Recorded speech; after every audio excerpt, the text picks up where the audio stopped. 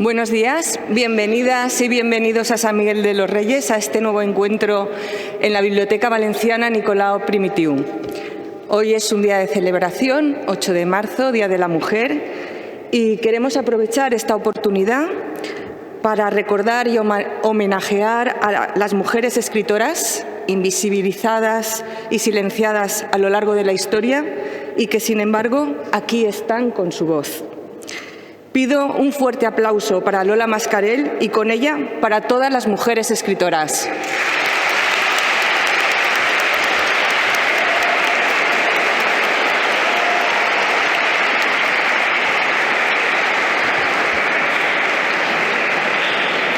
Bienvenida, Lola. Es un placer tenerte aquí con nosotros esta mañana.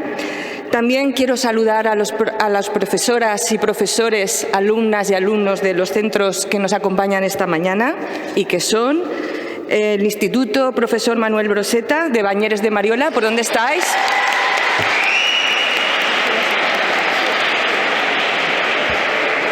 El Colegio Yale de la Eliana. ¿Por dónde estáis?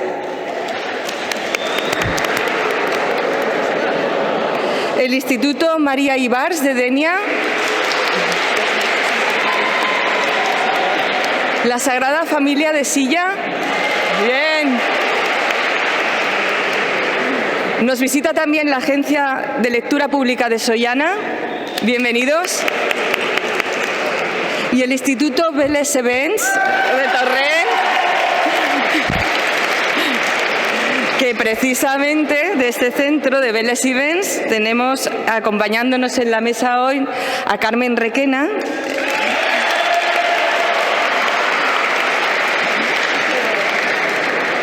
muy amada profesora, que va a realizar la presentación de Lola Mascarell. Nos va a ayudar a conocer un poquito más a nuestra invitada de hoy. Cuando quieras, Carmen.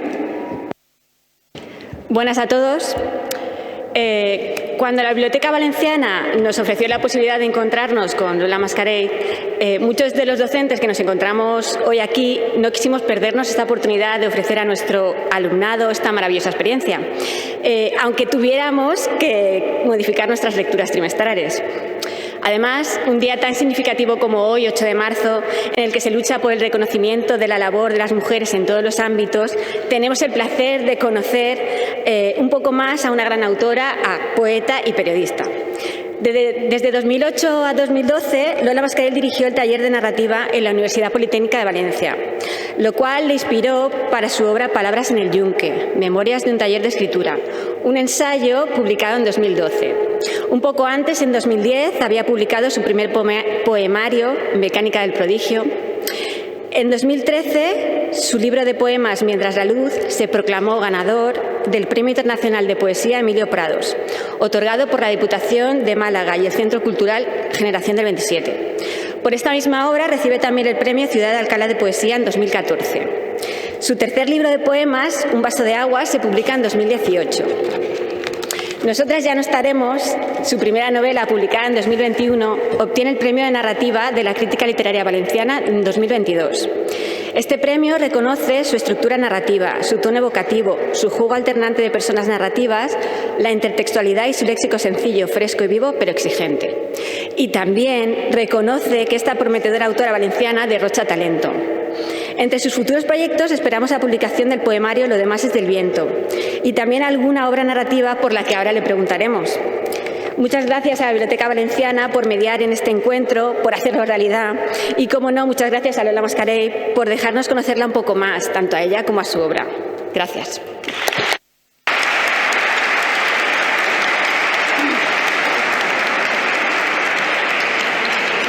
Muchas gracias, Carmen, por esta presentación.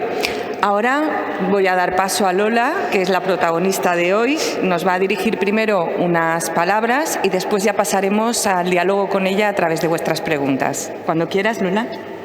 Bueno, pues muchas gracias, María Jesús, por la invitación a estos encuentros y muchas gracias, Mari Carmen, por la presentación.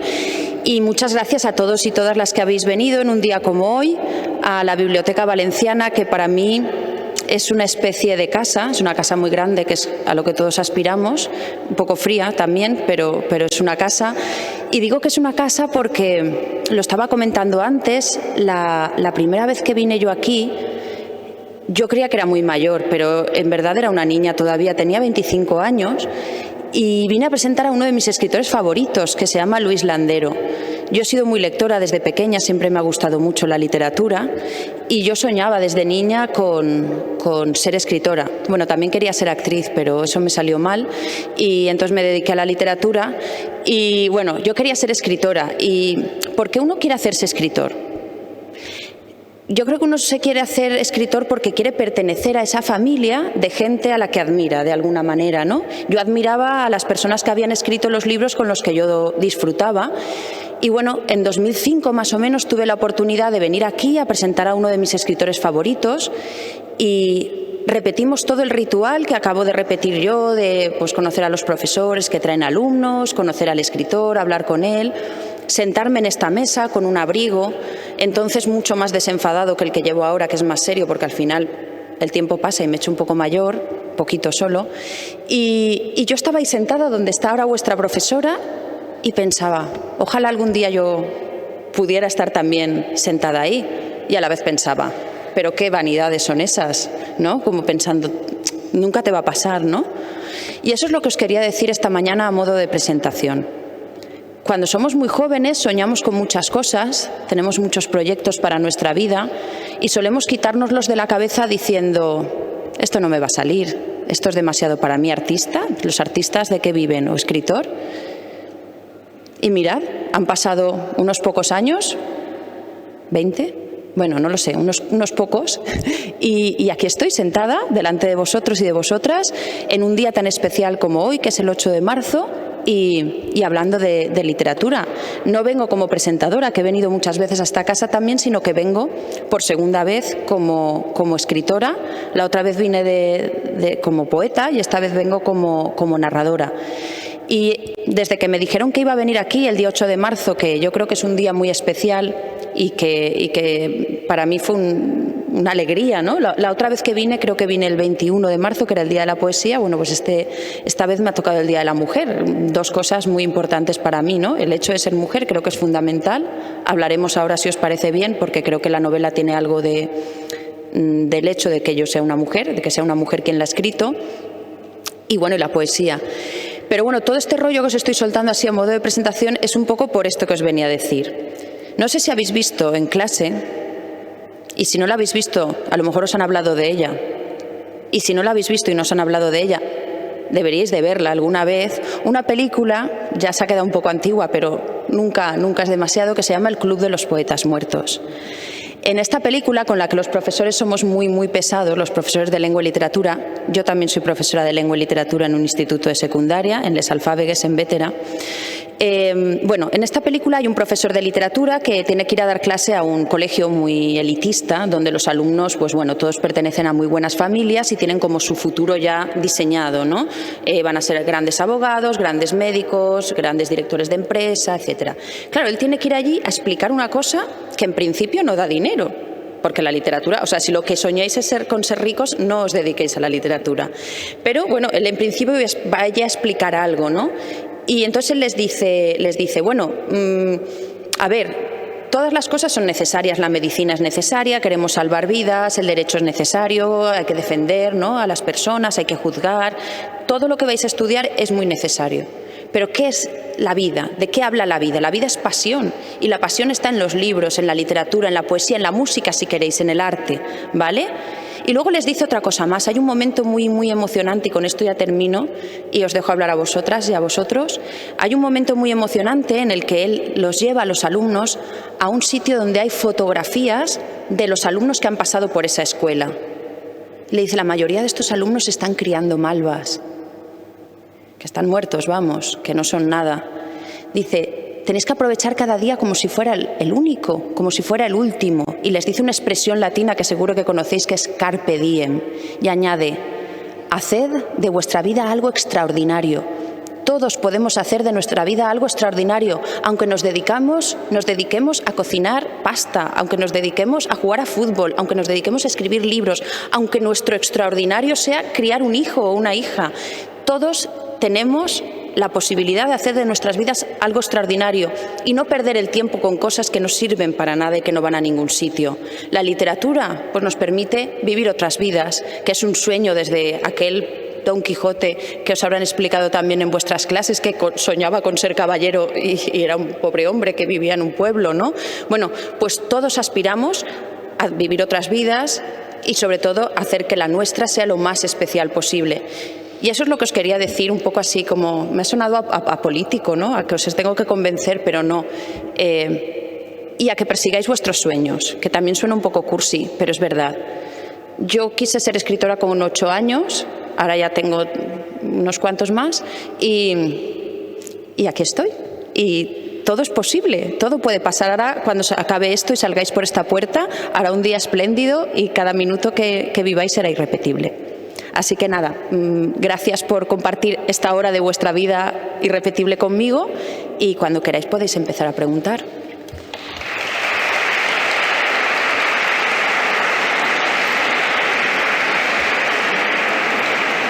Gracias, Lola, por estas preciosas y alentadoras palabras que da pie ahora al diálogo con todos vosotros y vosotras. Vamos a hacerlo de la siguiente manera. Quien quiera hacer una pregunta, levanta la mano, se os acercará el micrófono, os ponéis de pie y decís vuestro nombre y el centro de donde procedéis. Ya formuláis vuestra pregunta, ¿de acuerdo? Sé que tenéis muchas cosas que preguntar, así que os animo cuanto antes a levantar las manos. Bueno, buenos días. Mi nombre es María Camila, soy de segundo de bachillerato del María Ibars y quería preguntarte, ¿cuánto tiempo tardaste en escribir Nosotras ya no estaremos? ¿Llevabas tiempo planificando la historia o desde antes dejaste que surgiera a medida de que escribías? Gracias. Bueno, pues podría decirte que llevo toda la vida escribiéndola, porque llevo toda la vida queriendo escribir una novela un poco sobre mi vida. Pero para ser un poco más concreta en la respuesta, sí que te diré que, bueno, yo creo que hay dos tipos de escritores, bueno, hay muchos. Pero un tipo de escritor es aquel que planifica lo que va a escribir, que tiene muy claro qué quiere contar desde el principio, que sabe qué personajes van a actuar dentro de la historia. Y luego hay otros escritores que lo que hacemos es dejarnos escribir, ¿no? Vamos escribiendo. Yo soy del segundo grupo.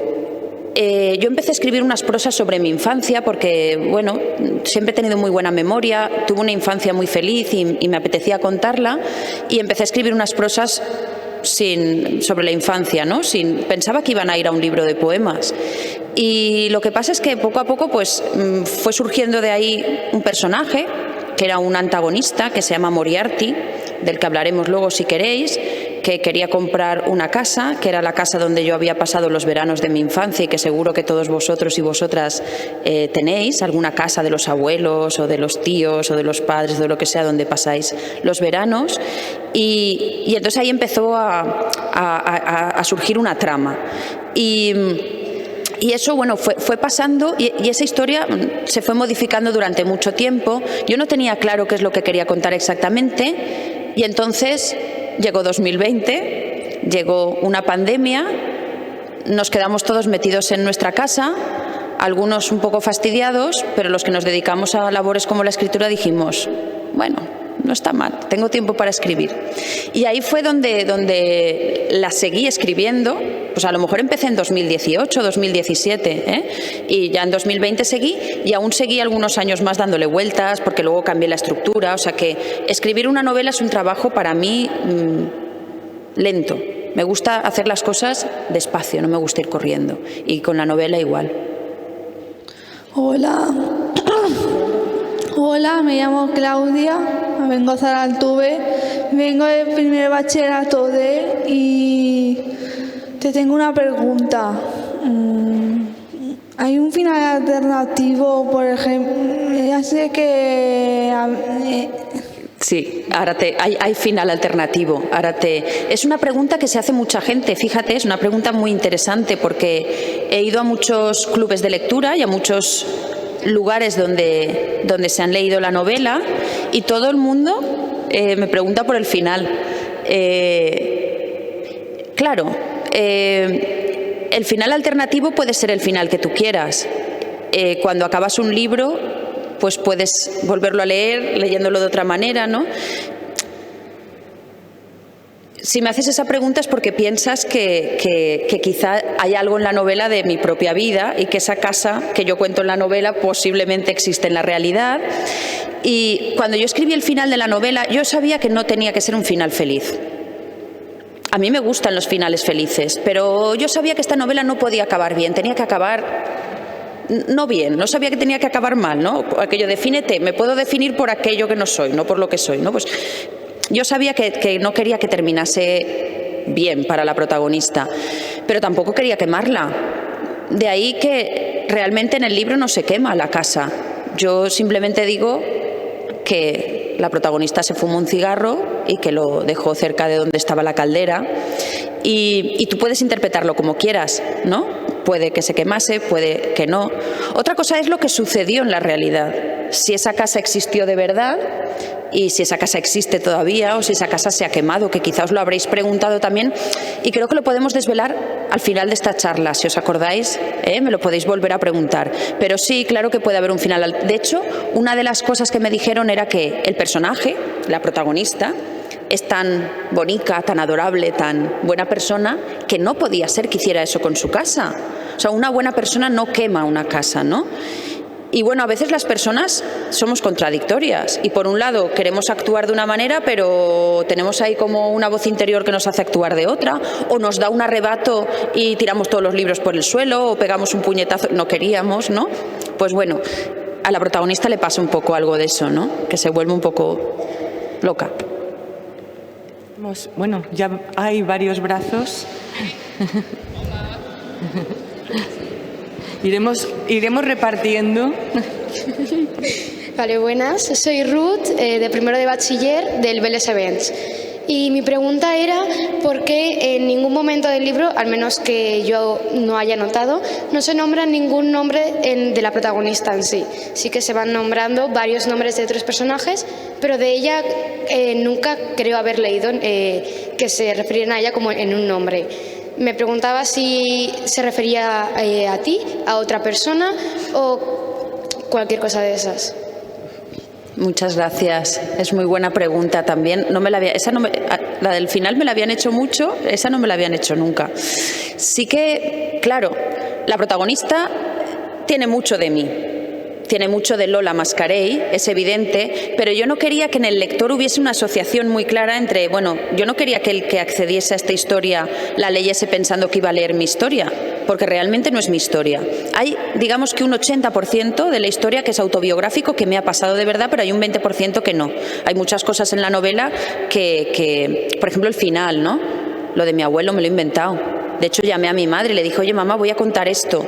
¿Qué te parece? ¿No? Porque yo qué sé, pues cuando vas a yo creo que el escritor tiene un compromiso ético, ¿no? Con la sociedad y no puede hablar mal de gente o no puede hacer ciertas cosas, difamar, ¿no? Entonces yo iba un poquito a difamar a mi abuelo, le cambié el nombre, ¿no?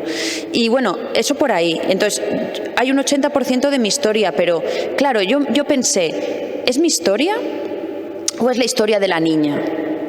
¿Y la niña es la misma que soy yo ahora? Porque yo creo que ya no. Yo intento mantener a la niña despierta. Creo que es uno de los consejos que también me hubiera gustado daros en el primer speech que he hecho. Mantener al niño despierto siempre. No os queráis librar tan rápido de él. El niño tiene que estar ahí, es el que nos sostiene siempre, hasta que nos muramos, el niño despierto. Bueno, pero claro, uno se va alejando y entonces ve que hay cosas que la niña hizo que quizá no haría ahora. Y como eran dos personas distintas, pues decidí llamarlas, a una en tercera persona la niña y a otra en primera persona, que soy yo, y dejar un poco abierta también esa identificación de la protagonista.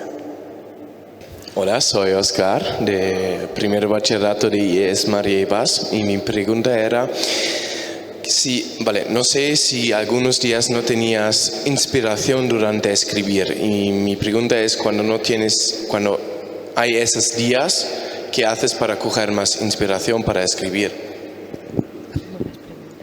Sí, muy buenas preguntas. Pues es muy importante. La primera respuesta que te voy a dar es la que le escuché a Luis Landero aquí mismo, que decía que para escribir hay que leer. No se puede escribir sin leer. De hecho, yo creo que lo que os he dicho, ¿no? Que los que nos hacemos escritores es porque nos gusta leer. Entonces, cuando no tengo inspiración, lo que hago es leer y eso suele ser una fuente de inspiración muy grande. También el cine me inspira bastante. Cuando se trata de poesía, la música consigue ponerme en un estado de ánimo muy parecido al de la poesía, porque sabéis que la poesía y la música son hermanas. Y entonces a veces pues escuchando cierta música, normalmente en español, ¿no? Con letra poética, pues me suelo poner también bastante en situación. Y si no, lo que más inspiración me da a nivel poético, es salir de casa, salir al campo, si puede ser hacer deporte. Me gusta mucho hacer bici, entonces me gusta, mientras voy pedaleando, hago bici de montaña y entonces pues me gusta ir viendo el paisaje y eso es una fuente de inspiración. Me gusta caminar, hacer senderismo también y hago eso, ir a la naturaleza, ¿no? Cuando veo que estoy bloqueada, normalmente el aire puro, el oxígeno, los árboles me suelen abrir la ventana de la inspiración. Buenos días. ¿Te ha causado algún inconveniente o beneficio el hecho de ser mujer? Pues... bueno, soy del IES Manuel Broseta, de Bañeres de Mariola. Muy bien, muchas gracias. Muy oportuna hoy esta pregunta. Pues sí, las dos cosas, beneficios e inconvenientes, más inconvenientes que beneficios también os lo tengo que decir, pero vamos con los inconvenientes. Que se celebre un día como hoy, que se tenga que celebrar un día como hoy, quiere decir que hay algo por lo que luchar, ¿no? Si no existiera desigualdad, no haría falta celebrar un día de la mujer trabajadora, ¿verdad? Entonces, supongo que te refieres a la pregunta como escritora, porque como mujer, pues la lista de inconvenientes quizás sería mayor, no lo sé. No es cuestión de cuantificar. Pero como escritora me ha costado mucho, por ejemplo, empezar a leer a mujeres, porque la historia de la literatura está hecha con nombre masculino y pues de lo que no sabes no puedes conocer, ¿no? Entonces, ahora ya las cosas han cambiado un poco, pero cuando yo estudiaba todos los autores o casi todos los autores eran hombres, la gran mayoría. Entonces era como que esa parcela de la escritura, o sea, la escritura no estaba destinada para nosotras, o que para nosotras iba a suponer un trabajo tan grande dedicarse a la escritura que no valía la pena ni siquiera intentarlo, ¿no? Entonces ese para mí fue un gran inconveniente, también porque hay determinados temas, determinada sensibilidad, yo creo que femenina, que parecía que no interesaba a la literatura, ¿no? O sea, os hablaba de guerras, os hablaba de grandes gestas, pero eso de que una novela hable de lo que pasa en tu casa, ¿no? No hay mucha literatura. En el siglo XX ya empieza a haber un poquito, afortunadamente, se empieza a abrir un poquito toda esta puerta. Pero claro, yo tenía el inconveniente de que no había leído novelas de mujeres y entonces pensaba que los temas que como mujer me interesaban a mí no merecían un libro. Entonces, eso sería un inconveniente, ¿no? ¿Beneficios? Bueno, pues los beneficios que he visto es que afortunadamente, gracias a determinadas políticas y a determinadas actitudes actuales, las mujeres tenemos una puerta de acceso a la literatura un poquito más sencilla que antiguamente. Creo que es justo también porque nos ha sido cerrada esa puerta durante tanto tiempo que ahora se nos abra y se nos permita acceder a la vida pública y a exponer nuestro trabajo en determinados lugares, pues también es positivo, ¿no? Entonces eso me ha beneficiado. Yo creo que como mujer, cuando era pequeña, es que siempre en estos encuentros me removéis muchas cosas, ¿eh? Y eso que yo doy clase todos los días en un instituto, pero hoy como que estáis más predispuestos a escuchar que cuando estamos en clase. Entonces, cuando yo era pequeña pensaba, yo tenía 2 hermanos, mis hermanos tenían ciertos beneficios todavía, mi abuela, que era la que estaba mucho tiempo con nosotros, pues le hacía las camas a ellos y a mí no me lo hacía, ¿no? Pero yo aún así pensaba, yo estoy orgullosa, a mí me gusta ser mujer, no me hubiera gustado nacer hombre. ¿no? Pese a que tengo más trabas en algunos sentidos, pero estaba muy... Y a todo eso me ayudó mucho un libro que leí en el colegio que se llamaba Mujercitas. Mujercitas es un libro que siempre, como era literatura femenina, parecía que era una literatura inferior, porque estaba escrito además por una mujer, que es Luisa May Alcott, pero es un librazo, un librazo.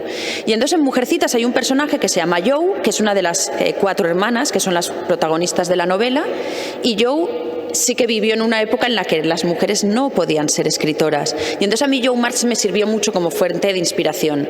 Jo March no iba llorando por las esquinas diciendo soy una mujer, nunca voy a poder. No, no, ella dijo soy una mujer y voy a escribir. Y es lo que quiero hacer, ¿no? Y creo que es eso lo que necesitamos, ¿no? Y creo que es lo que cada vez hay más, mujeres con voz, mujeres que se expresen, mujeres que digan que pueden hacer lo mismo que un hombre perfectamente. Y creo que hay muchos hombres también, la mayoría afortunadamente, que creen eso también y que nos están dando esa oportunidad. O sea que esto del Día de la Mujer no es el Día de las Mujeres y ya está, es que creo que es el día de un trabajo en equipo de hombres y mujeres. Y creo que por un lado ellas y por otro lado ellos lo estamos todos y todas haciendo muy bien. Hola, soy Leire del Centro IES Profesor Manuel Broseta. Y en relación con la pregunta que han hecho antes, aparte de Mujercitas, ¿cuáles otros libros te han inspirado o han marcado más tu forma de escribir? Pues mira, hasta hace poco esta pregunta, un poco retomando el hilo, gracias por preguntar, hasta hace poco daba un poco como de vergüenza de hablar de ciertos libros de mujeres, ¿no? Porque, por ejemplo, Mujercitas, ¿no? A mí me es de niñas, eso son cosas de niñas, ¿no? Bueno, pues escribiendo este libro, un libro que tenía en la cabeza, que es una serie de libros, eran unos libros infantiles que se llamaban Celia, escritos por Elena Fortuny, y bueno, son unos libros que mi tía, la mayor, que es la que le da título a la novela y que era la que siempre me regalaba libros, esta tía me los regaló en su primera edición, porque cuando ella era pequeña, pues los libros eran como una cosa muy valiosa, se compraban a cuentagotas y ella los guardaba con mucho cariño, y cuando yo era una niña, ya con afición a la lectura, me los fue regalando. Y cuando hablaba la niña en la novela, cuando la niña estaba hablando, yo siempre pensaba en la voz de Celia, de esta otra niña de la literatura. Para mí, Elena Fortuny ha sido una fuente de inspiración, igual que Mujercitas. Si me preguntas ya por lecturas de mujeres que podría recomendar, muchísimas. Hay muchísima buena literatura que se está haciendo ahora aquí, en Valencia además, pero hay mucha literatura en general en el mundo que estamos recuperando de otras épocas y de otros lugares. Si quieres te cito 2 nombres, por ejemplo, que me gustan mucho. Una poeta que se llama Idea Vilariño, creo que es una de las mejores poetas que he leído, una uruguaya. Y como escritora me gusta mucho Natalia Ginzburg. Como mujer no es muy conocida, pero como escritora se está recuperando ahora mucho su literatura traducida, porque ella era italiana, y creo que es una de mis autoras favoritas también. Buenos días, me llamo Laura y soy de IES María Ibars de Denia. Y mi pregunta es sobre tu libro Nosotras ya no estamos. Y bueno, ¿qué significado tienen para ti los pájaros y los peces que aparecen a lo largo de la novela y forman parte de tus poemas? ¿Qué simbología tienen para ti? Esta es difícil, ¿eh? Hay algunas, pájaros y peces, esta sí que tampoco me la habían hecho nunca, gracias. Bueno, yo creo que los pájaros para todos simbolizan un poco lo mismo, ¿no? Los pájaros son lo inalcanzable, el vuelo, la libertad, el canto.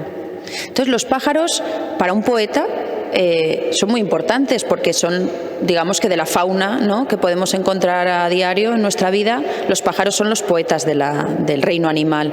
Y entonces para mí son muy importantes escuchar los pájaros.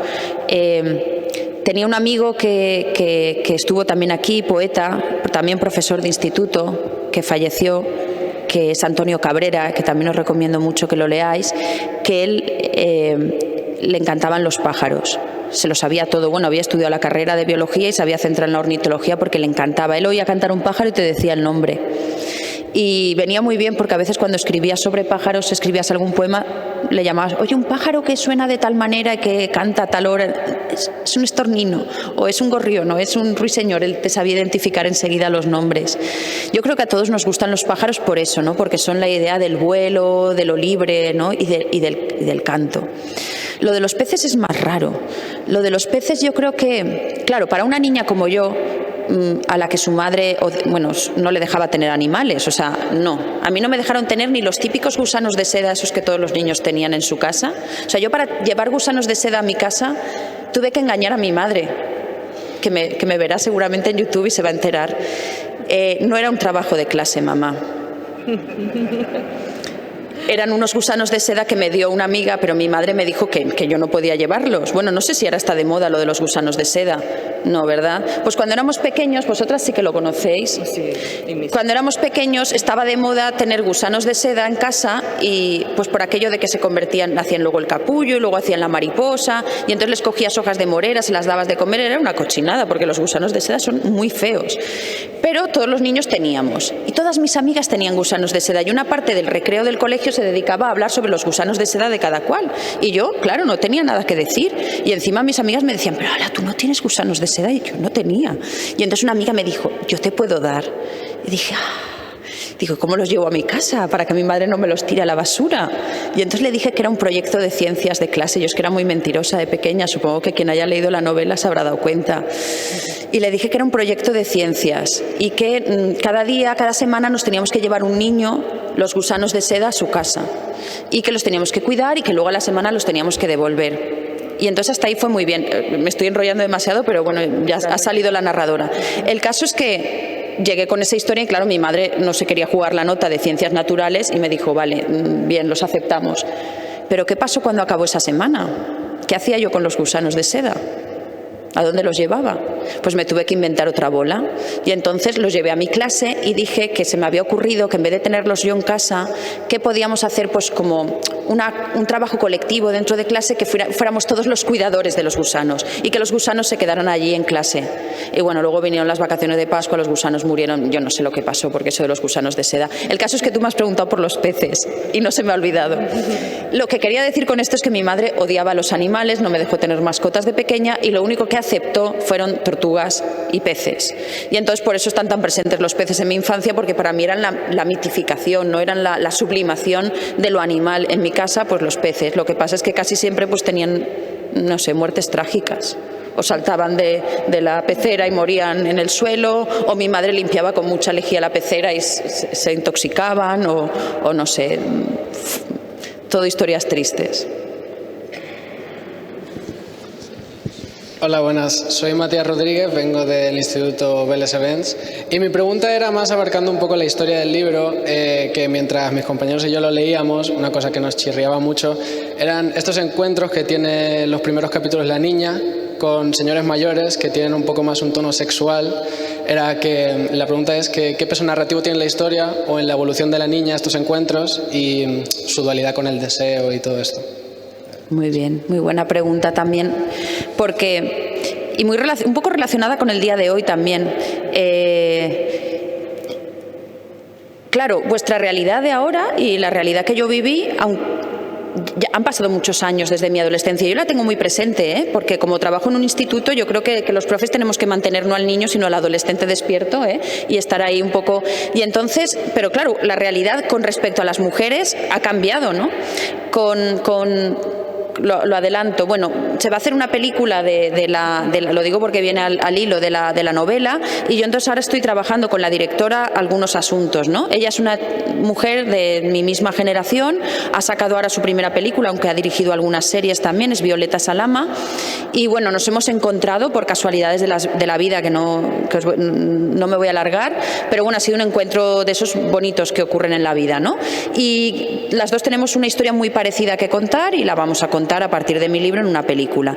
Y hemos hablado de esos episodios justamente, ¿no? De cómo a nosotras, las mujeres, en la adolescencia todavía y lo que pasa es que eso ocurre aún todavía, ¿no? No se nos permitía ser libres en ser seres deseantes, seres sexuales y poder disfrutar de nuestra sexualidad con libertad. Entonces, claro, todo eso ocurría, toda esa sexualidad ocurría de una forma un poco velada, un poco oscura, que yo creo que he conseguido transmitirlo, ¿no?, en la novela, un poco por esa represión, ¿no? Entonces, sin necesidad de caer en señalar con el dedo a nadie, ni en condenar a nadie, porque no hay nada de eso, sí que quería con esas escenas dejar un poco, pintar una atmósfera, que era la que vivíamos las niñas y las adolescentes en aquella época. Y son escenas reales. A mí mis amigas me interrogaban sobre lo que me habían hecho los chicos. Y yo vivía una contradicción muy grande porque decía, bueno, a mí lo que me han hecho me gusta, pero mis amigas se ponían las manos encima de la cabeza, ¿no? Vale, es un proceso de aprendizaje, todo esto no puede cambiar de la noche a la mañana, pero nosotras teníamos ese peso, ¿no?, de sentirse muy culpable una por haber disfrutado con un chico de un momento de amor que era maravilloso y que era fantástico para los dos, en el que nadie se aprovechaba de nadie. Pero mis amigas lo vivían como, por no hablar de mi madre, mis abuelas y las mujeres de otras generaciones, ¿no?, como que se habían aprovechado de ti. Y decía, no, si me he aprovechado yo, que yo quería estar allí, quería aprovechar el momento, carpe diem. Y bueno, es muy interesante porque también había ese choque con hombres más mayores, de otra generación, que todavía llevaban más atraso con respecto a nosotras. Yo creo que las mujeres de mi generación nos sentimos ya como que hemos vivido con mucha libertad, o sea, no es la cosa de nuestras madres, pero aún así, viéndose ahora vosotras y a vosotros, nos damos cuenta de que no teníamos tanta, ¿no? Hola, me llamo Noelia Olea, del Centro Sagrada Familia. Al pensar de ser profesora de secundaria, ¿publicarías más novelas? ¿Al qué, perdona? Que si publicarías más novelas. Pero por la relación con ser profesora no... No, en general. Vale. Pues mira, justamente porque soy profesora de secundaria, el tema de mi segunda novela va a tener un poco que ver con eso, ¿no? Yo llevo muchos años, empecé a trabajar muy joven, casi acabé la carrera y me puse a trabajar de profesora. Y siempre he escrito, siempre he estado escribiendo, siempre me ha gustado mucho escribir, con lo cual yo tenía muy claro que quería hacer las dos cosas. Además es que si no soy profesora no como, ni pago mi piso, ni nada de nada. O sea que de la escritura es muy difícil vivir, se puede, pero es muy difícil. Y bueno, la verdad es que ser profesor pues es un trabajo afín que me permite pues dedicarme a mis dos pasiones, porque es que la educación y la docencia me gustan mucho también. Y bueno, te decía que empecé a dar clase muy joven y bueno, he ido pasando por muchos cursos y en los últimos años me dedico básicamente a la FP básica, que en mi instituto se da por las tardes, en turno vespertino. Y, a ver, no me desagradan los grupos de FP básica, no me van a ver en YouTube, pero si me estáis viendo os quiero mucho.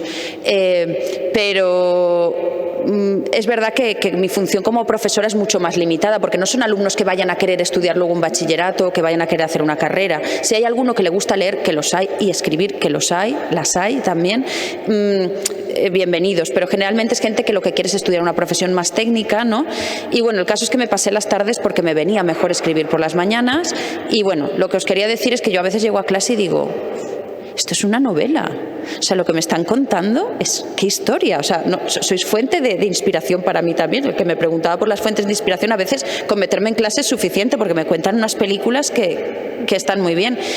Y entonces mi siguiente novela va a ir sobre esto, ¿no? Va a ir, aquí los que me habéis leído o los que sabéis el argumento sabéis que se desdobla la niña y la adulta, ¿no? Como que la adulta mira a la niña, ve aquellas cosas que la niña pensaba que ella ya no piensa. Bueno, pues eso cuando hablamos de alumnos y profesores se acentúa mucho, ¿no? Yo ahora veo a mis alumnos que dicen, vamos a la huelga. Y digo, pero bueno, entonces soy la profesora que dice, pero vais a la huelga, ¿por qué? A la huelga no se puede hacer así a la ligera. La huelga ha costado mucho conseguir este derecho, ¿no? Y entonces de repente, delante de mí está mi profesor y yo estoy al otro lado, ¿me entendéis, verdad, no? Estoy diciendo, nos vamos a... Entonces, ese desdoble, esa contradicción en la que vivo, que es que todavía está viva la alumna que yo era, pero ahora soy la profesora, y las frases que digo a veces, que son las frases que decían mis profesores, esa contradicción en la que vivo me han dado mucha vida para escribir la siguiente novela, en la que fundamentalmente voy a hablar de eso, de la relación entre alumnos y profesores y de cómo un profesor puede marcar nuestra vida para siempre. No sé si sabéis que Albert Camus, que es un escritor que me gusta mucho, cuando le dieron el premio Nobel, se acordó de dos personas, de su madre y de su profesor, porque sin su profesor él no hubiera seguido estudiando. Él no hubiera seguido escribiendo, no hubiera seguido leyendo. Entonces yo creo que ese papel de ver ahora, por ejemplo, cómo le aplaudíais a ella, a mí eso de verdad me reconcilia con mi trabajo, porque creo que son profesores así lo que hace, pues profesores que os lleguen por otra vía, que conecten con vosotros, y es lo que seguramente le pasó a ella cuando estudiaba, lo que me ha pasado a mí y lo que es deseable para que la educación siga viva y siga teniendo sentido. Entonces mi novela, pero tendrá una trama también, o sea, va a haber asesinatos, va a haber cosas policíacas, habrá sexo también, o sea, todo esto, pero el tema así es un poco mi trabajo como profesora. Soy Andrea del Colegio Sagrada Familia, y teniendo relación que te ha hecho la pregunta que te ha hecho mi compañera, ¿cómo compatibilizas la vida personal y familiar con la escritura?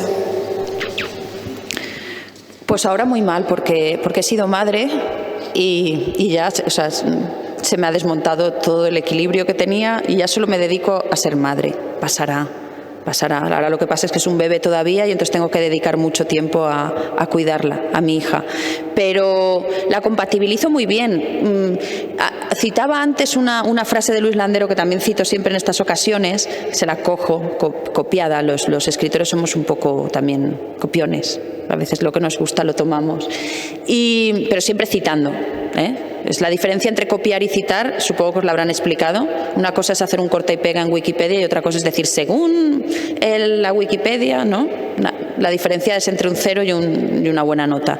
Bueno, pues según Luis Landero en un librito que se llama Entre líneas, el cuento de la vida, dice que él es, como yo, escritor, profesor, ahora ya está jubilado, pero entonces era profesor y lector.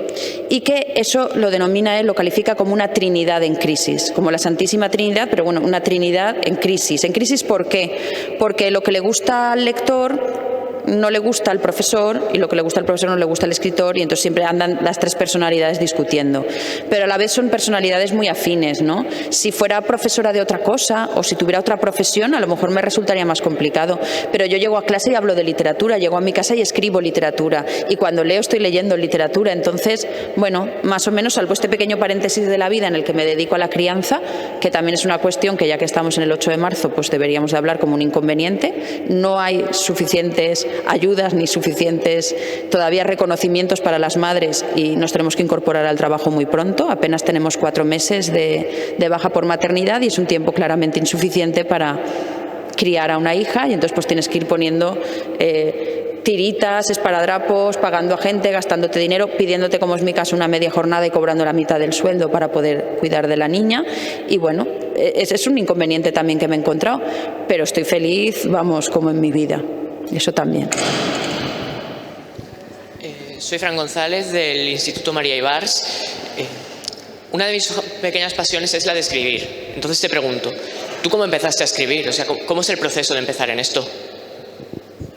Bueno, pues empecé a escribir muy pequeña, con 8, pues un poco, una de mis pequeñas pasiones era escribir, y escribía mucho y leía mucho.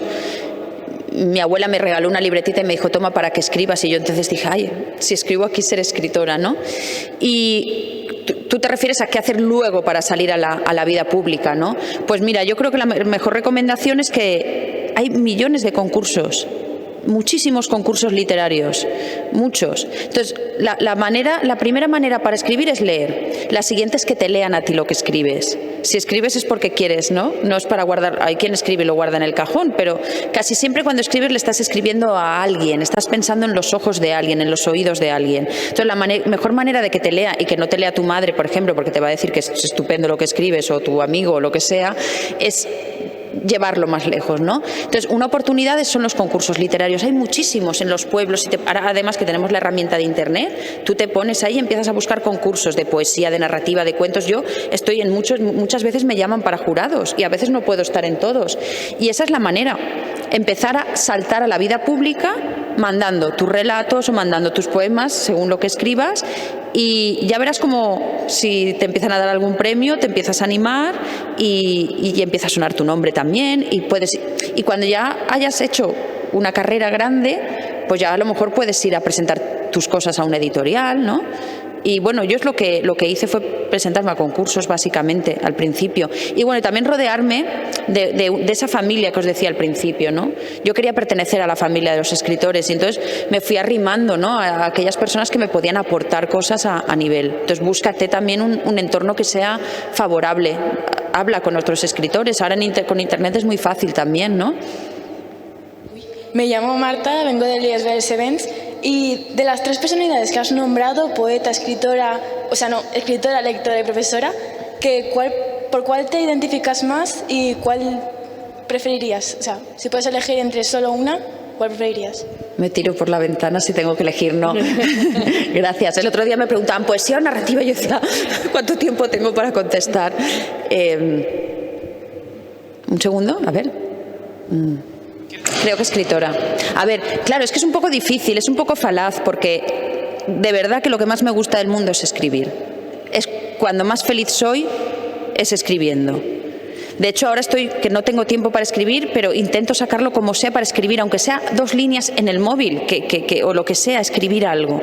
Lo necesito. Como decía Cortázar, que es otro de mis autores favoritos, como respirar, ¿no? Un día le preguntaron, ¿y tú por qué escribes? Y él se quedó mirando al periodista y le dijo, ¿y tú por qué respiras? O sea, no se puede explicar por qué respiras. Yo necesito escribir. Pero también es cierto que si no leyeran no podría escribir porque, ¿no?, necesitas la lectura. Y luego, esa dosis de vitalidad que me da el ser profesora, yo creo que también me provocaría un poco lo necesitaría también porque yo creo que mi literatura se nutre mucho del diálogo con gente Pensad que los profesores no nos hacemos mayores nunca. Estamos siempre hablando con gente de 15, 16, 17 años. O sea, sabemos vuestra jerga. En fin, la vamos renovando con vosotros. No, pero creo que escribiría. Creo.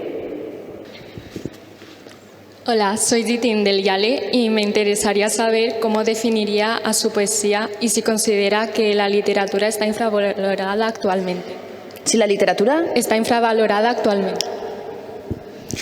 Bueno, pues de mi poesía diría que es una poesía que habla de lo cercano, de lo íntimo, de la naturaleza, ¿no? La definiría así, una poesía musical, con ritmo, con métrica. Me preocupa la métrica, hay poetas que escriben con verso libre. A mí me gusta el ritmo, me gusta la música y pues eso, hablar de las pequeñas cosas que hay, que están cerca, ¿no? Las cosas sencillas, la naturaleza, un poco la definiría ahí, ¿no?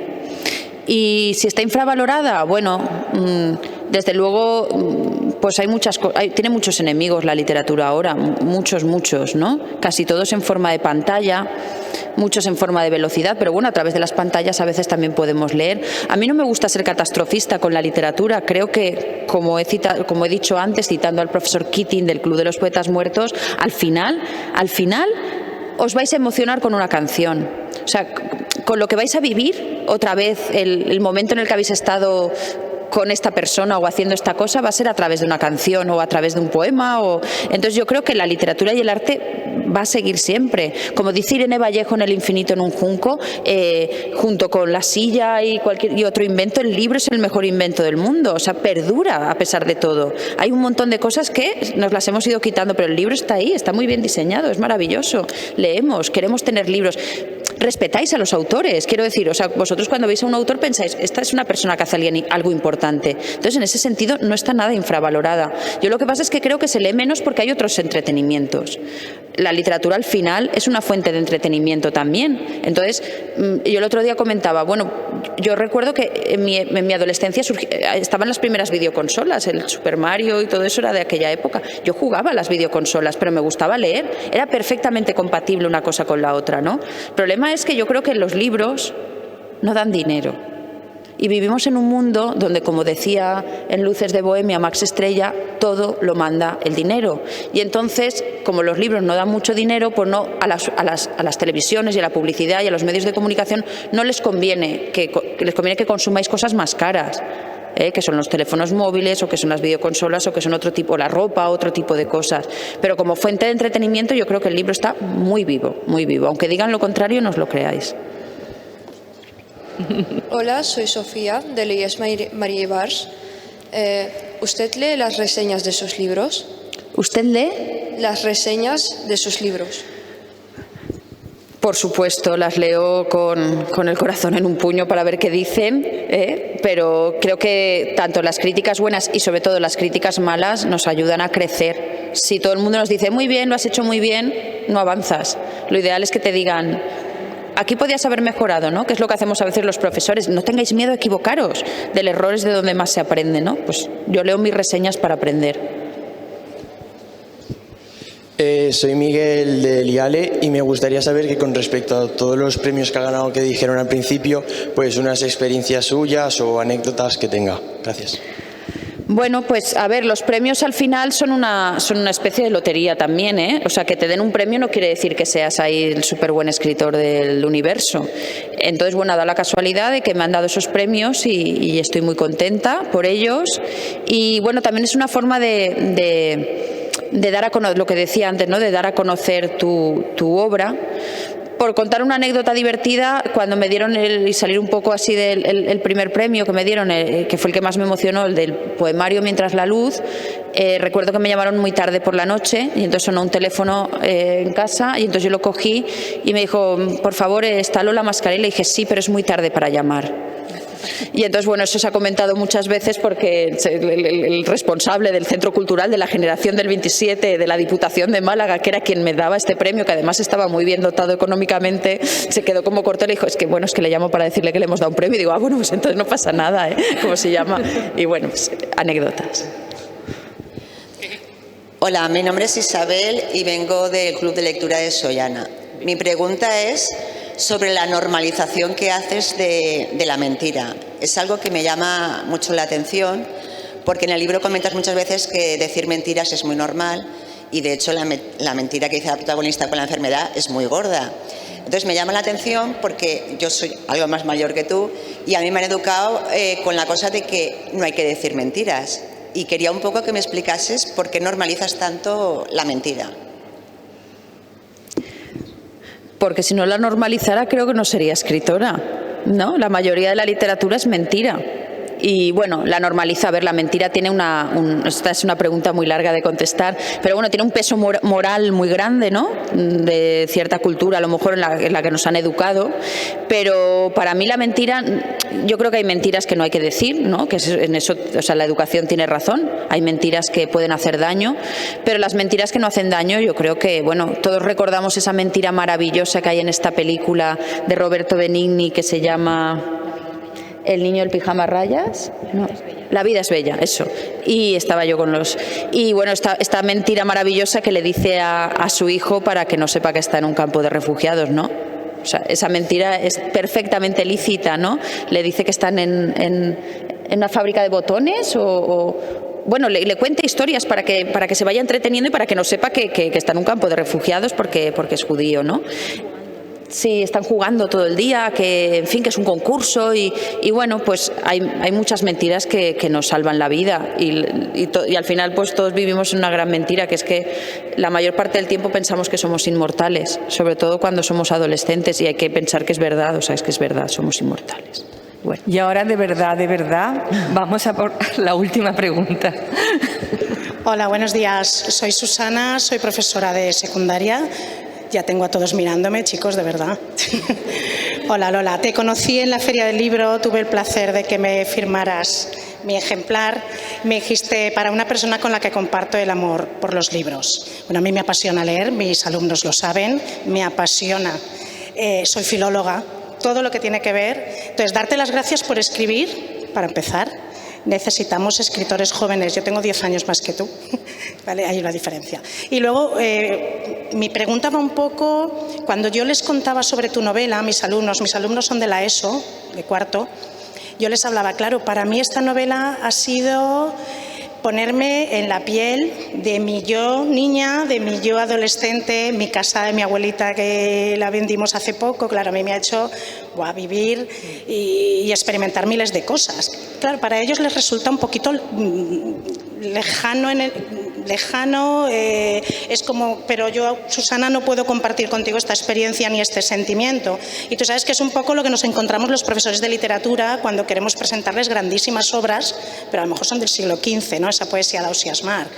Entonces, tú como profesora y como escritora, ¿cómo acercas o qué consejo nos darías a los profesores de literatura para acercar algo que les es muy lejano, pero que sabemos que en el fondo les va a transmitir muchísimo? Esa era mi pregunta y nuevamente darte las gracias. Gracias a ti. Voy a ser muy breve y un poco brusca, pero yo creo que lo que hay que hacer es esperar, darles tiempo, que crezcan y que entonces tengan ellos una casa que se va a vender, de la que se tengan que despedir, y entonces comprenderán perfectamente la historia. Y es lo que pasa muchas veces con las lecturas obligatorias. No están preparados todavía para leer eso. Tienen que leer lo que les apetezca, y si no leen, no pasa nada, ya leerán, ¿no?, en el futuro. Si quieren leer, es que tampoco, no sé, a mí como profesora me he planteado muchas veces esa cuestión y bueno, pues me he acabado dando cuenta de que a lo mejor pues era mejor, en vez de mandarles un libro, leer 3 poemas en clase, y con eso aprendían más que leyéndose un libro que les aburría. Así que ya llegarán cuando quieran. Bien, tenemos que terminar porque sé que a lo mejor quedan más preguntas, pero bueno, tenéis muchos que coger después un autobús y hay un momento en que tenemos que despedirnos. Ha sido un diálogo muy interesante por parte de vuestras preguntas, que verdaderamente eran muy buenas. Y ha sido un placer contar con Lola, que, en fin, yo me lo he pasado muy bien durante la charla. Creo que Lola conecta mucho con vosotros, se nota la experiencia y el contacto con alumnos. Felicitar a los profesores por el buen trabajo que hacéis. Y ahora, cuando terminemos, sí que tenéis la oportunidad de acercaros, si queréis haceros alguna foto, si traéis algún libro que Lola os lo firme, y esas preguntas que se han quedado, bueno, pues aún tenéis un ratito para terminar esta conversación. Nos despedimos de Lola, un fuerte aplauso para ella y siempre os esperamos en la biblioteca. Gracias.